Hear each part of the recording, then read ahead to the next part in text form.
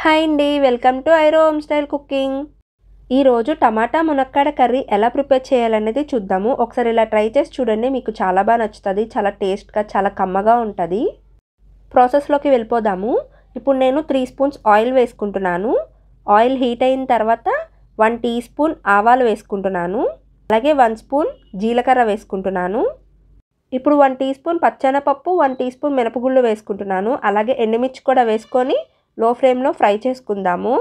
తాలింపు ఫ్రై అయిపోయింది కదా. ఇప్పుడు నేను ఇందులోకి 1 కప్ ఆనియన్స్ అండ్ చిల్లీ వేసుకొని ఒకసారి మొత్తం అంతా కలుపుకున్న తర్వాత ఉల్లిపాయలని 5 నిమిషాలు మగ్గనిద్దాము.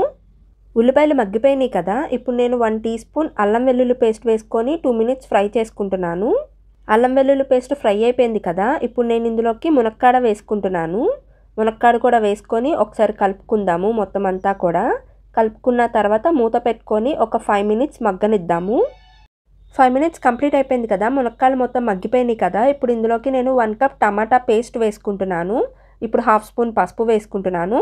2 స్పూన్స్ కారం వేసుకొని ఒకసారి మొత్తం అంతా కూడా బాగా కలుపుకుందాం కదా. ఇప్పుడు 1 టీ స్పూన్ జీలకర్ర ధనియాల పొడి వేసుకొని ఇంకొకసారి బాగా కలుపుకుందాము. మూత పెట్టుకొని ఒక 5 మినిట్స్ మగ్గనిద్దాము. 5 మినిట్స్ కంప్లీట్ అయిపోయిన తర్వాత మూత ఓపెన్ చేసి చూద్దాము. చూసారు కదా, బాగా మగ్గిపోయింది కదా. ఇప్పుడు నేను ఇందులోకి చింతపండు రసం వేసుకుంటున్నాను. చిన్ని కప్పు చింతపండు రసం వేసుకొని అలాగే 1 గ్లాస్ వాటర్ వేసుకుంటున్నాను.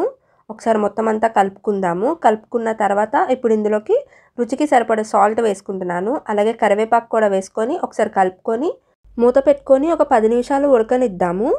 10 మినిట్స్ కంప్లీట్ అయిపోయింది కదా. ఇప్పుడు మూత ఓపెన్ చేసి చూద్దాము. చూసారు కదా, కర్రీ మొత్తం దగ్గర పడింది కదా. ఇప్పుడు నేను ఇందులోకి కసూరి మేతి వేసుకొని ఒకసారి మొత్తం అంతా కలుపుకొని ఇంకా స్టవ్ కట్టేసుకుంటున్నాను. అంతేనండి, సింపుల్గా ఇంట్లోనే టమాటా మునక్కాడ కర్రీ ఎలా ప్రిపేర్ చేయాలనేది చూశారు కదా. ఒకసారి ఇలా ట్రై చేసి చూడండి, మీకు చాలా బాగా నచ్చుతుంది. మా వీడియోస్ కానీ మీకు నచ్చినట్టయితే లైక్ చేయండి, షేర్ చేయండి, సబ్స్క్రైబ్ చేయండి. Thanks for watching.